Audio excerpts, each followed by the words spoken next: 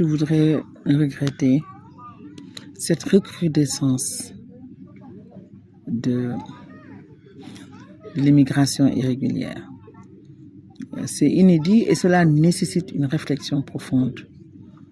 Parce que il n'y a pas longtemps, c'était selon des périodes qu'on comptabilisait ici et là les lieux de départ.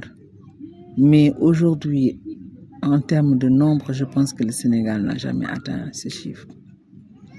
Donc cela nécessite une réflexion profonde. Il y a bien sûr des voix qui s'élèvent ici et là pour condamner, pour regretter, ou aussi pour accuser, surtout l'État, de n'avoir rien fait pour les jeunes. Que les horizons des jeunes sont bouchés. C'est pour ça qu'ils prennent le large. Mais je ne pense pas que cela soit véritablement ça. Il faut que nous acceptions tous que notre jeunesse a véritablement un problème. Le problème, c'est d'abord eux-mêmes. On a coutume de dire en Wolof, il faut d'abord la confiance en soi.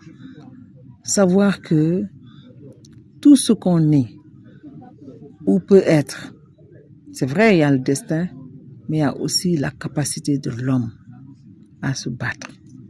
Nos jeunes ne peuvent pas faire le choix de la mort, un choix désespéré d'aller vers la mort. Nos femmes qui partent avec leurs enfants sous le bras, qu'est-ce qui explique cela? C'est une forme de suicide. Donc, il y a un débat de fond. Et surtout, arrêter les accusations. Parce que c'est un phénomène qui est nouveau, mais qu'il faut observer avec beaucoup d'objectivité. C'est dur.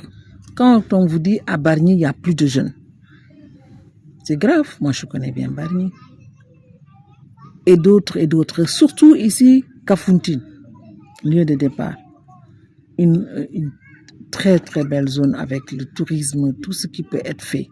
Donc, il faut également que, objectivement, on comprenne que ce n'est pas, il ne faut pas jeter la pierre à l'État. Il y a la responsabilité des familles.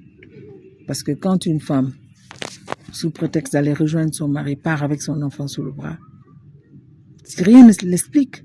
9 mois de grossesse, c'est une vie.